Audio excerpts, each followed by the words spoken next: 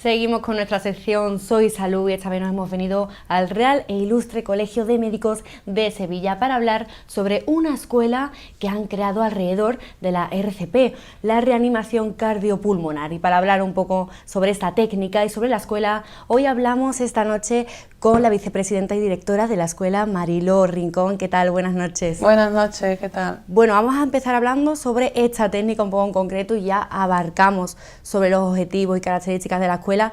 ¿En qué nos centramos al hablar de RCP? Pues nos centramos en lo que es, como bien ha dicho, la reanimación cardiopulmonar.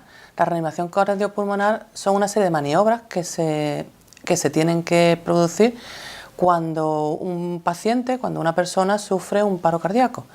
En ese momento falta el riego sanguíneo en el organismo y necesitamos de ese tipo de maniobras para mantener ese flujo de sangre en los órganos vitales, fundamentalmente en el cerebro.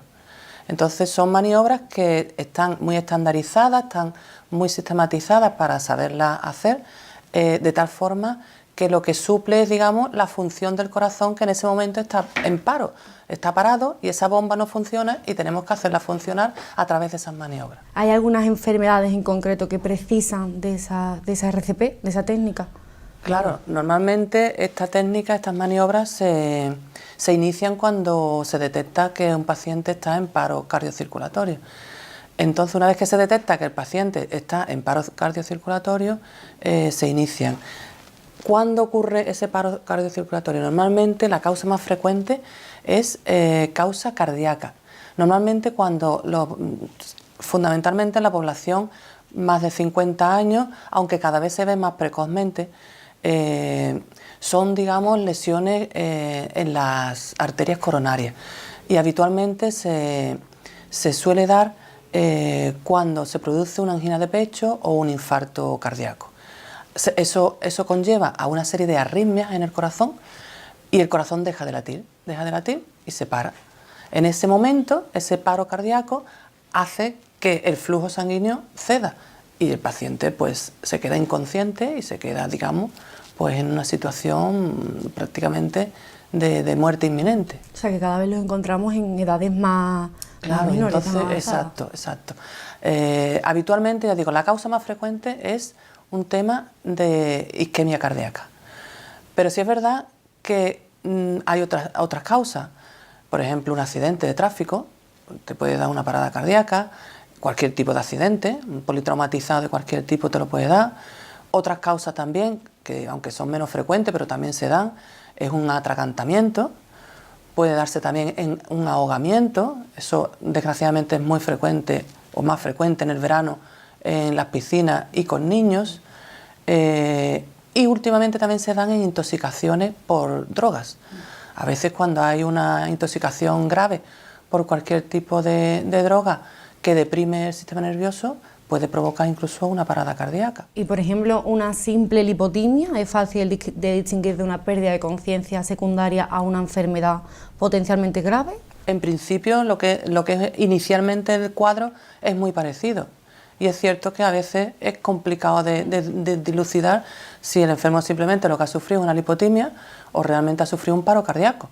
¿Cómo se distingue? Fundamentalmente, que eso es lo que intentamos hacer en este tipo de cursos, es enseñar a la gente a detectar qué diferencia hay entre una cosa y la otra. Entonces, inicialmente es difícil de dilucidar.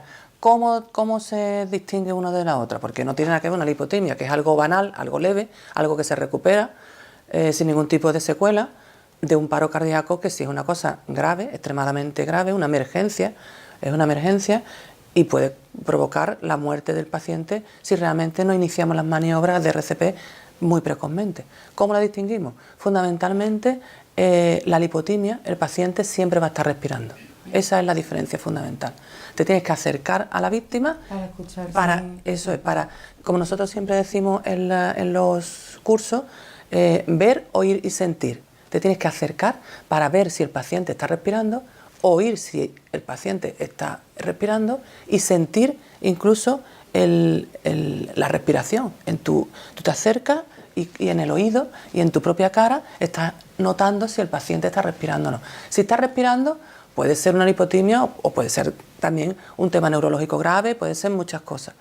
Pero lo principal que diferencia, digamos, que el paciente está en paro cardíaco o tiene una lipotimia es que el enfermo esté respirando. O sea, cogemos esas tres claves, ver, oír y sentir para ya ver esa diferencia. Exacto. Y ante un paro cardíaco, ¿cuánto tiempo tenemos para reaccionar? Te podría decir que nada. Nada. Nada, te podría decir. Pero sí es verdad que hay unos márgenes. Es decir, que cuando un paciente, cualquier persona sufre un paro cardíaco, hay que actuar inmediatamente. Porque mientras más inmediato actúes, menos secuelas va a tener el paciente después y más fácil va a ser de revertir ese paro circulatorio, ese paro cardíaco. Pero sí es verdad que hay un margen de maniobra, porque si no, entonces no tendríamos margen de acercarnos a nadie. ¿Cuál es ese margen? Pues se dice, aproximadamente, porque esto lógicamente cada paciente es un mundo, pero habitualmente en 5 minutos, si la maniobra de RCP, de reanimación, no se inicia en 5 minutos, ya se puede considerar que puede haber, si el paciente sale del paro cardíaco, puede haber un daño cerebral, que es lo que más se teme cuando se hace una reanimación cardiopulmonar que no esté bien hecha o que no esté precozmente hecha. Entonces tenemos 5 minutos para intentar que ese cerebro no produzca daño cerebral por falta de riego sanguíneo en esos momentos. Y si pasan de 8 minutos, así se considera, según las estadísticas, si pasa 8 minutos y no se ha iniciado esas maniobras, prácticamente el paro cardíaco no revierte y el paciente fallece. O sea, tenemos un margen máximo de 8 minutos para iniciar las maniobras. Imagínate que eso son muy poco tiempo si alguien detecta ese paro y llama al 112 y tiene que venir, lógicamente los equipos médicos extrahospitalarios, 8 minutos es muy poco, quiero decir, es una crona que por muy bien que actúe la ambulancia no se llega a tiempo. Por eso es tan importante este tipo de maniobras de RCP básica, que es como nosotros le llamamos, la básica, que la básica realmente es un complemento a la avanzada, que es la que se actúa, digamos, la que se inicia cuando ya llega un equipo médico. Y entonces ya tiene otro tipo de maniobra, otro tipo de actividades que ya son con medicación, con intubación del paciente, una serie de cosas que ya son maniobras médicas, y ya necesita, digamos, ese equipo médico. Pero estas maniobras básicas son vitales para que dé ese margen de tiempo para que el equipo médico llegue y esté ya, digamos, el paciente con esa reanimación inicial. Con un poco de transición ahí. Exacto. En cuanto a esos daños cerebrales, ¿hay algunos que son más frecuentes que otros? O sea, ¿cuáles son los tipos de secuelas que suele dejar en su mayoría? Secuelas pueden ser, como bien dice, muy amplias. El abanico es muy amplio. Pero lo más grave, digamos, y lo que siempre tememos los médicos cuando actuamos, porque yo que soy intensivista y lo veo en la UCI de trauma, cuando nos llega, y en la UCI en general, cuando llega una parada cardíaca, el paciente suele venir pues intubado, viene sedado, y entonces normalmente se espera un margen de tiempo para que elimine la sedación, para que veamos realmente cómo ese cerebro que ha sufrido ese tiempo, digamos, de isquemia, ese tiempo de falta de oxígeno, se va recuperando. Entonces, lo que hacemos es una valoración neurológica cuando el enfermo va eliminando todos esos fármacos y vemos cómo despierta. La secuela más grave que vemos cuando hay una parada cardíaca, que la reanimación ha sido prolongada y sobre todo que ha sido tardía, es que el paciente no despierta. Entonces queda en una situación de coma vegetativo, y el enfermo se queda pues, en un estado vegetativo que puede ser persistente, y eso es una secuela gravísima. Eso es lo peor. Después, si la reanimación ha sido precoz y la reanimación ha sido adecuada y en tiempos adecuados, el paciente puede despertar perfectamente sin ningún tipo de secuela. Y ese es el objetivo fundamental que nosotros nos planteamos ahora, ¿no? Intentar que esa secuela sea lo mínimo posible. Después, desde digamos, la recuperación an íntegro, digamos, perfecta, sin secuela ninguna, a el otro margen o el otro extremo, que es el estado vegetativo, ahí hay un abanico amplio de posibles secuelas neurológicas. Puede ser pequeña pérdida de memoria, puede ser que tenga alguna dificultad en hablar o alguna dificultad en reconocer incluso,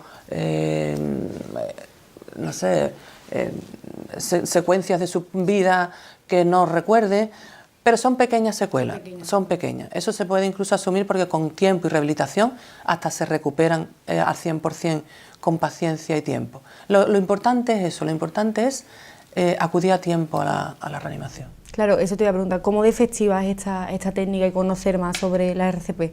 Claro, eso es otra. Por eso es importante y por eso nosotros nos planteamos este tipo de proyecto aquí en el Colegio de Médicos, que es la escuela de RCP. Porque es importante cuando una persona sufre un paro cardíaco, atenderla precozmente, eso es lo primero.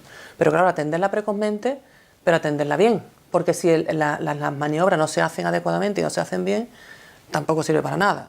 Por mucho que tú te empeñes y quieras hacer y quieras ayudar, para hacerlo, digamos, y que esas maniobras sean eficaces, hay que saberlas hacer.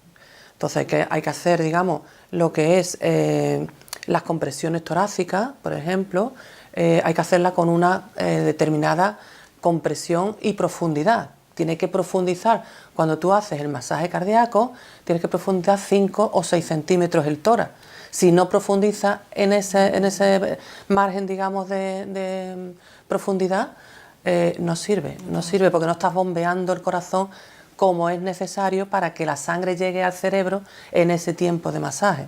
Entonces todo eso es importante enseñárselo al alumno, porque no es solo decir voy a hacer masaje, sino hay que hacer masaje con una serie de criterios adecuados para que funcione. Y va esta escuela, ya abordando un poco más sobre técnicamente esta escuela, ¿va dirigido a algún público en específico o puede venir de todas las edades, cualquier persona? Claro, en principio nuestra intención es, lógicamente, empezar por lo que se llaman los primeros intervinientes.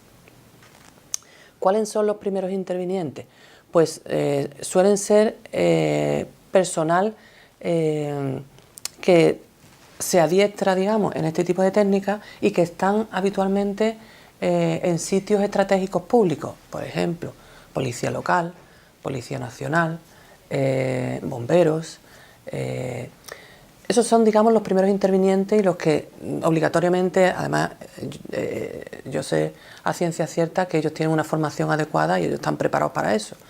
Pero nosotros queremos ir más allá, queremos ir a enseñar a todo el público en general. Esto está dirigido a cualquier persona de la población general. No hace falta ningún colectivo específico para enseñar y para querer aprender este tipo de técnicas. Puede ser cualquiera, puede ser tú misma. Tú misma, si quieres, te apuntas a la escuela y te enseñamos a hacer la RCP. ¿Por qué es importante eso? Porque mientras más gente sepan hacer la RCP, estas maniobras, más posibilidades va a tener cualquier persona que se caiga redondo al suelo con una parada de poderlo atender. Porque cualquier persona que pase en ese momento por la calle va a poder atender a ese paciente, atender a ese ciudadano, y va a tener una inmediatez en cuanto al inicio de esas maniobras que para nosotros es vital.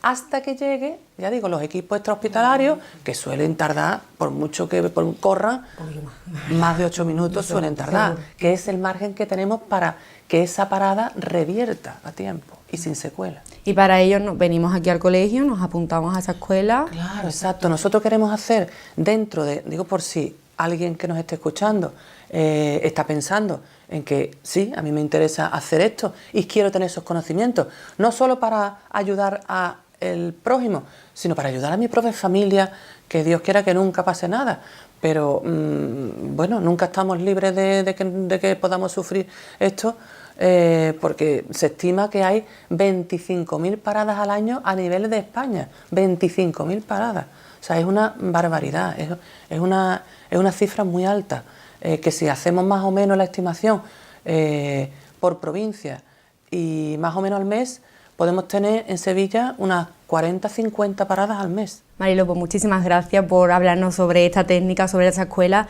y por ofrecer también estas técnicas que son tan necesarias en el día a día, porque es lo que usted misma dice, que no sabemos cuándo va a pasar y cuándo va a ser necesario. Muchísimas gracias. Pues gracias a vosotros por atendernos. Eso, nosotros ya cogemos esos apuntes, esas técnicas, y ya sabemos, una técnica que es muy necesaria en nuestro día a día porque no sabemos cuándo la vamos a necesitar.